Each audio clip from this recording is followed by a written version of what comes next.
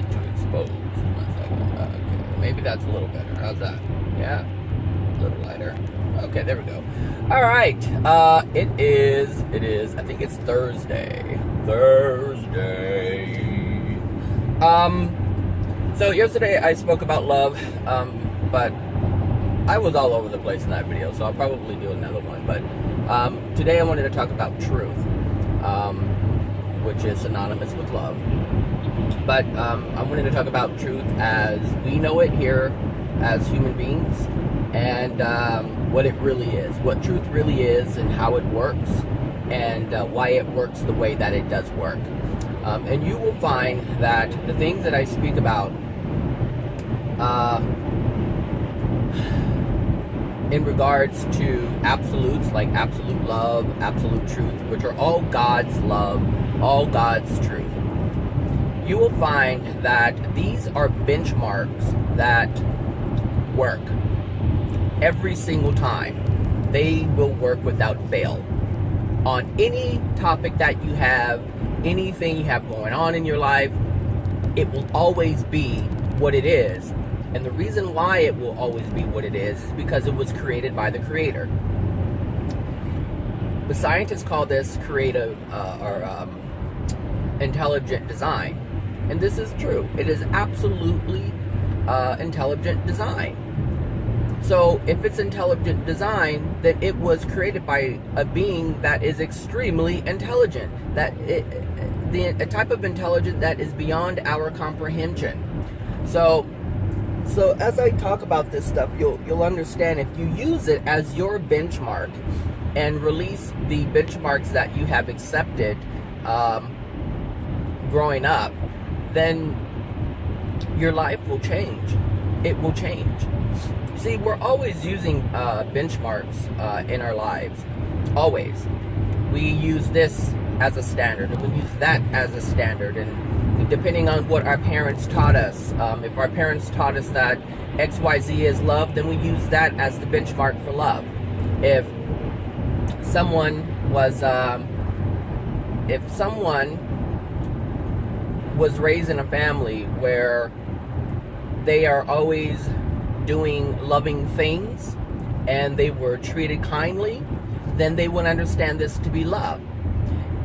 If someone was raised in a family where they were yelled at and they were hit or beat or abused, and they were told that they are loved, then they will understand this to be love. This will be their benchmark.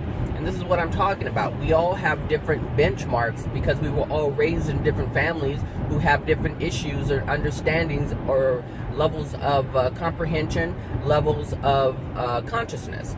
So when I talk about these universal laws or anything that is by the Creator, it is a benchmark that you can apply to your life, and it will change it forever.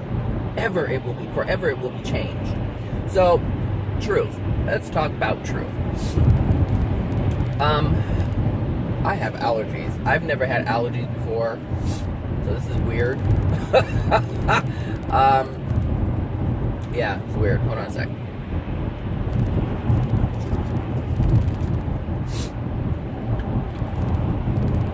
All right.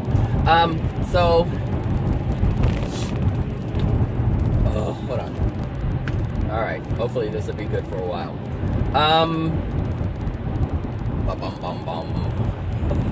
Truth. So, there's this saying that the truth hurts. And that couldn't be further from the truth. Truth never hurts. Love never hurts. These are misconceptions. These are things that people understand to be, but they are not accurate. They are errors. And this is what I'm talking about. People understand this to be truth, but they are errors. It is not true. So, the truth hurts. That's interesting how... I honestly don't know where that came from. Maybe it's the interpretation of how they feel when truth is exposed, when truth is had. So basically, when truth is had, that means that a lie or an untruth or an error is being exposed. This is what's causing the pain. It's not the truth. It's the error that is causing the pain.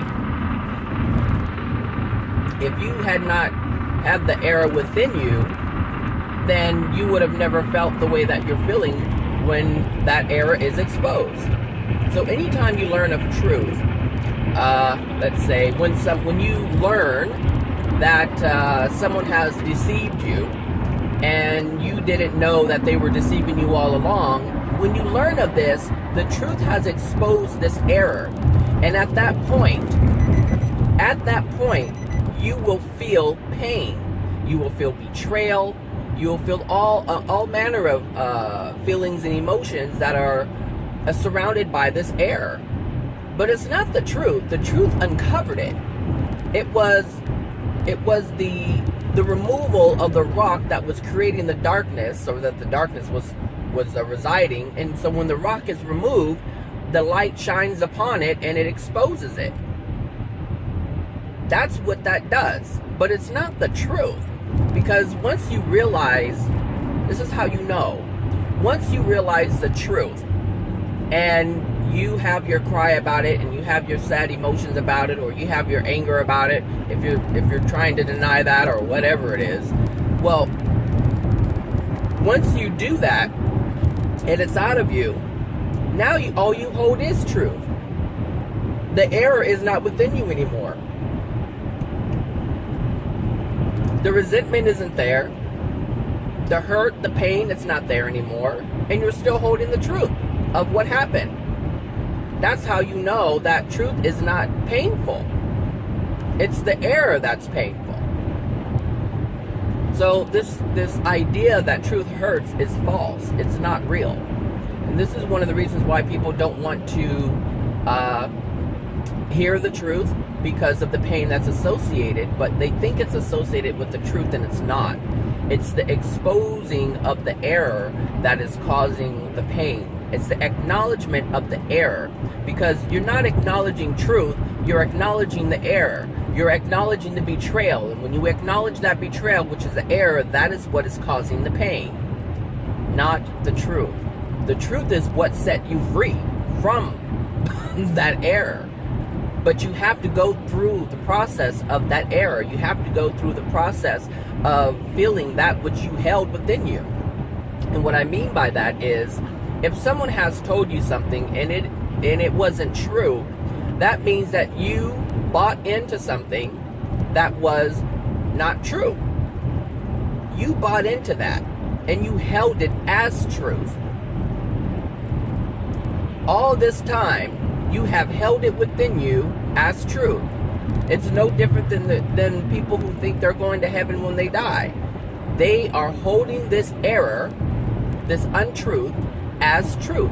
They are truly believing that this is what's going to happen when they die, and it's not going to happen. Now, their error is not going to be exposed until they die. So, if you have been betrayed by a friend, and you have recently found out that they have been betraying you for years, it's exposed now, and you're able to release it and move forward. But those who hold on to these beliefs that they can only find out when they die, they will hold on to these errors until they die. And then they'll find out. And then they'll have to deal with the same, they have to go through the same process that a person here would have to go through if they found out that their friend had betrayed them for years. It's no different. Look, the truth is going to expose the error, and it's at some point in your infinite existence, it's going to happen. How long it takes, that's up to you. That's up to you. That's up to how open you are, how resistant you are. That is what's going to determine how long anybody holds an error within them. Because if they believe that it's true and nobody else can tell them anything else, and they are super confident and stuck on whatever it is that they're holding as the truth, well, hey, they can do that. That's fine. There's people who have done that for thousands of years on the other side, and they haven't progressed at all. So it's very important to know that truth does not cause pain. Lies cause pain. Manipulation causes pain, not truth. If you held truth in you and you were never lied to, if you've never done anything to anyone, if you never impeded someone from doing something, you've never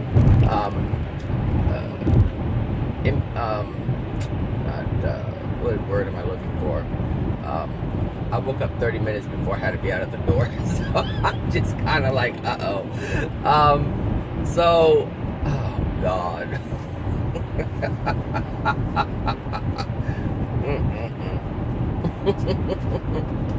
And this coffee, I don't know if it's working or not. Now I forgot what I was saying altogether. Oh my gosh.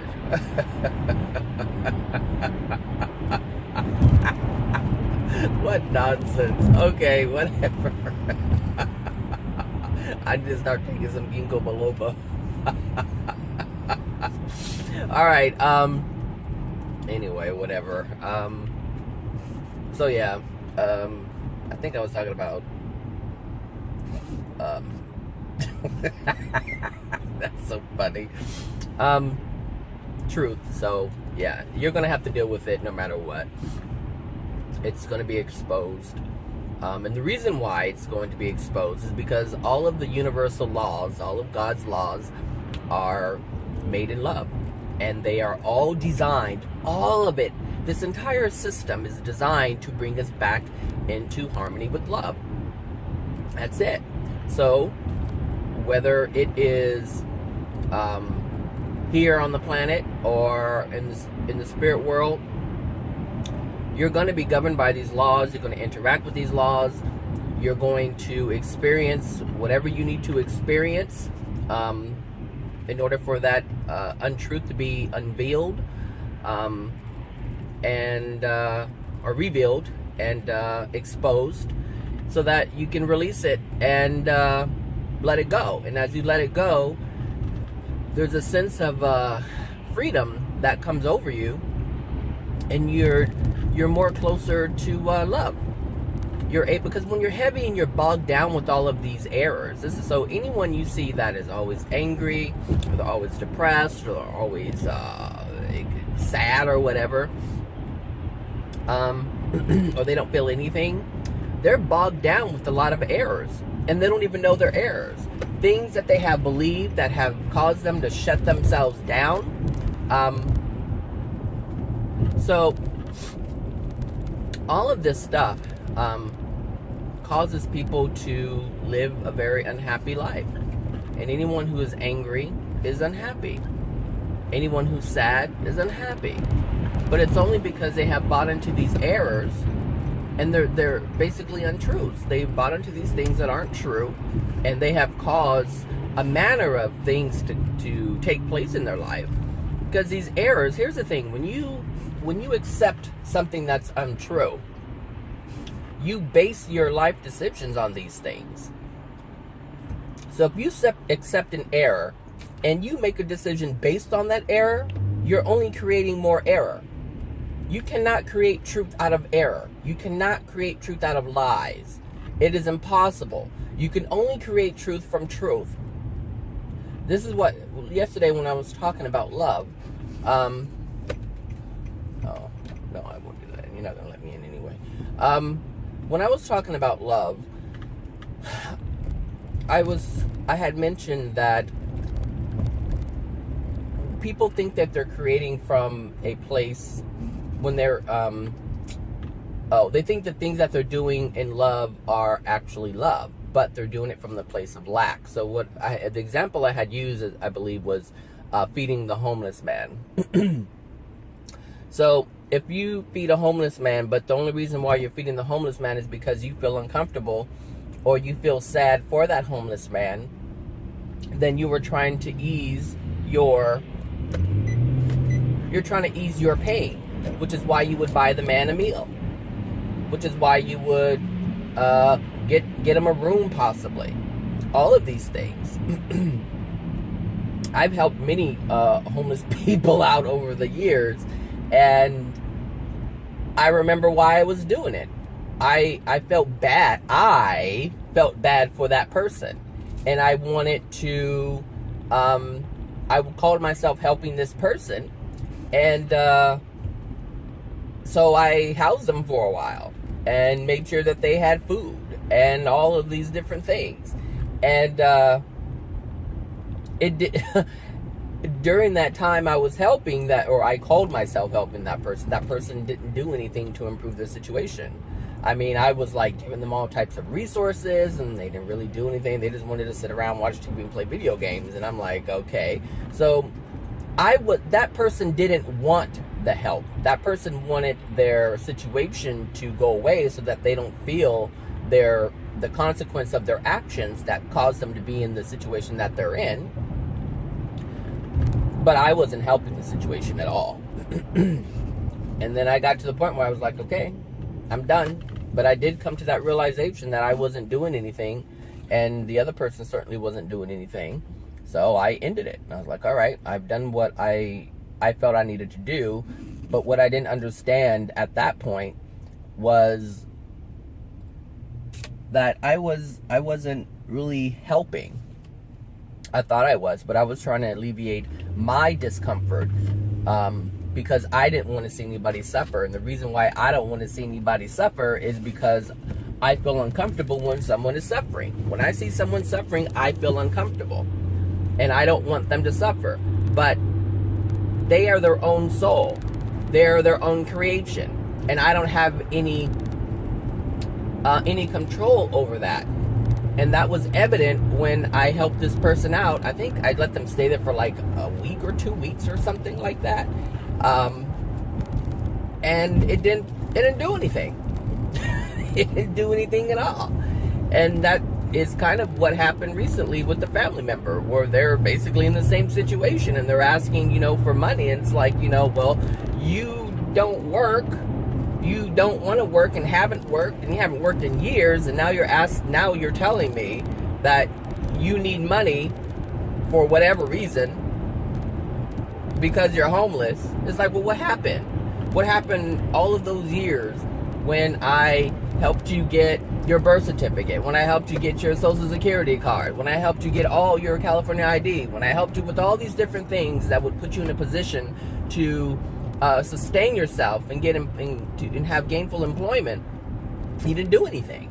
And so now you're coming at me asking for money, and it's like, no, I can't do that. One, because now I understand what is going on with the situation. Now, part of me, when I was talking about it yesterday about my family member, part of me wanted to just help them, but that was a knee-jerk reaction.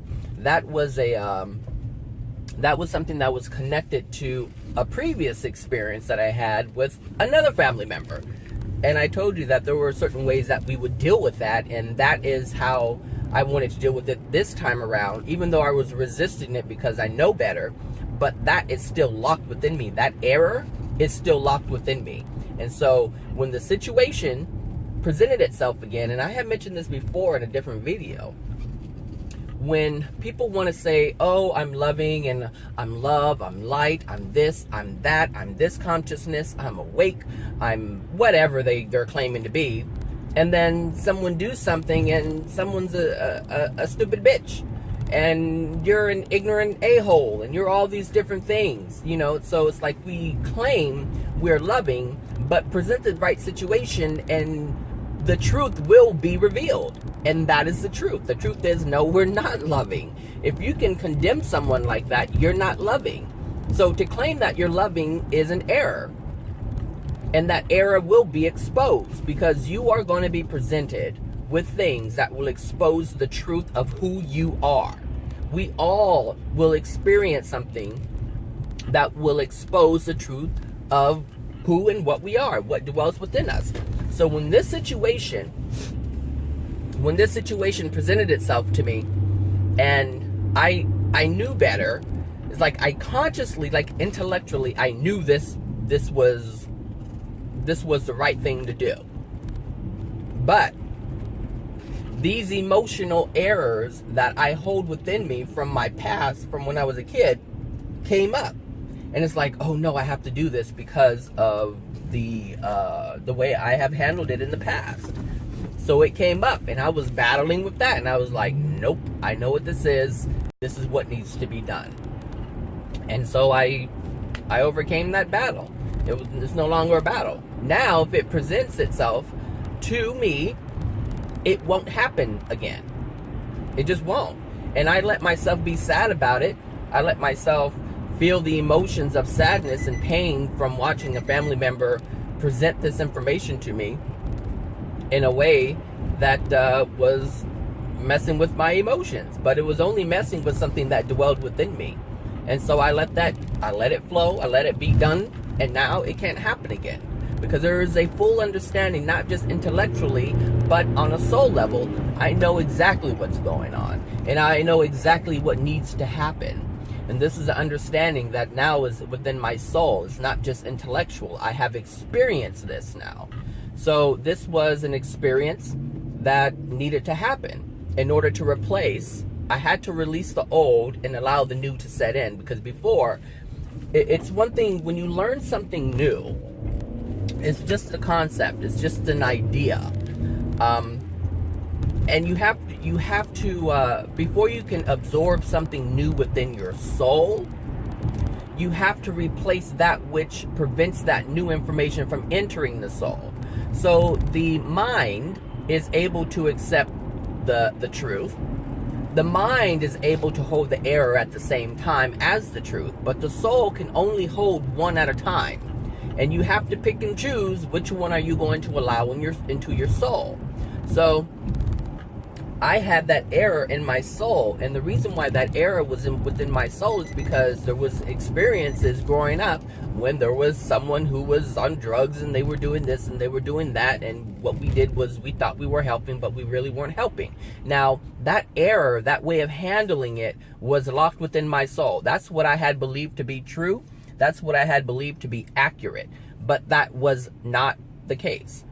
So, and it's interesting because I didn't even think about that stuff. And this is what I'm saying. This is why this is a lifelong journey. This is a lifelong process, because we have done things in our past that we don't think about anymore. I would have never thought about this situation years ago when I was a teenager. I would have never even thought about clearing that up. I didn't even think it was a thing, because there's other things going on in my life. So to the people who think that, you want to just release these things that you're aware of and you think you're going to be done, no, that's not going to happen. You're always going to have things that come up. You're always going to have things that will present themselves that's going to give you an opportunity to grow. Now, most people don't look at it as an opportunity to grow. What they look at is, well, I don't want to feel this anymore. I don't want to feel the pain anymore. If I grasp this concept, I'll be done. Well, no, it's not going to happen like that. And you're continuing a sense of bondage, a sense of, I got to do it, I'm not there yet, I'm not there yet. You'll never get there if that's what you're looking for. But if you understand that this is a lifelong journey, and each process or each experience or each error that you release and allow a truth to come in, if you understand that to be the end of that, then you'll have a lot of milestones to look forward to. Like, I was quite excited not at the moment, but not during the time I was experiencing it, but as I was working through it and I knew what was going on, I was enjoying the process. I was like, okay, I see what's going on. This old crap from when I was a teenager is coming up and presenting itself. And now I intellectually have this information within me that I know is accurate, that I know is absolute, that I know is true. Now I can put this into practice. But before I can absorb this truth into my soul, I have to release that which is taking its space. And that was the error, which was me wanting to fix something through the request of the other person, but that wasn't fixing it. And so I had to understand that, and I had to sit with how it felt to not be able to do that, because that was the painful part, is sitting back, watching the other person suffer and try to convince me, they were being very manipulative, by the way, but which was something else I had to deal with, because I had to understand that it's not me. Like, when someone is being manipulative and they're lying, I'll go this way, what's really happening is they're simply trying to get their way. That's it. It has nothing to do with you. Honestly, they don't care anything about you. When someone is manipulating you, they don't care anything about you. They're not thinking about you. They're thinking of what they can get. They're calculating. So when someone's manipulating you, this is why I don't take it personal anymore. I used to, but I don't anymore. When someone's manipulating you, there's no need to take it. Yeah, I don't know why you did that, and you even know why you did that. What the fuck is going on this morning? There we go again. If you saw what I saw, you would understand. Anyway, so when someone's manipulating you, they're not thinking about you. So if they're not thinking about you, why would you take it personal? They're only calculating. They're observing you, knowing who you are, and they're calculating everything, every word, every sound that comes out of their mouth, the tone in which they are speaking to you, the story that they're creating. Everything is calculated in order to get what they want. That is their only goal, to get what they want. So, since I know this is what people do when they are manipulating or attempting to manipulate, I was like, okay, well, go ahead and do what you gotta do, but I can't be a part of it. I just can't. And that's what I told the person, the family member. I said, I don't want to be a part of this. Any of it. I don't want to be a part of it. This isn't my deal. I didn't create this. And now you're trying to involve me, and I refuse to be involved with that. So going back, hopefully I can go back and remember what I was talking about before this, but before I went up on that part. Oh Lord, I knew that was gonna happen. So anyway, this I guess I can go this way. Sometimes they don't. These pedestrians take forever to walk across the street. So yeah, anyway, truth will be exposed at some point. It just will. That's exposed too much. There we go. I think that's it. That'll be a nice short video. Some people will appreciate that. I just knew it. I knew it. These pedestrians, oh my God. They walk at snail's, look. I knew it, snail's pace. Snail's pace. So let's take that lady for example, snail's pace. So, looking at her, she's an older lady, and she's moving very, very slowly. Now, her movement, like how slow she's moving, is because of her life. All the things that she has experienced that have degraded her body. Because here's one right here, and she's moving much faster than the other one was. And they look about the same age. So, when you see people when you see people do things or be a certain way, understand that their life has caused them to be that way. And this is how you can have compassion and understanding for someone without judgment. So I had mentioned that lady that who was angry at a light worker, and she was condemning them for acting like they're loving light workers, but yet she was claiming that they were snakes underneath, and they were just posing, and this was irritating her.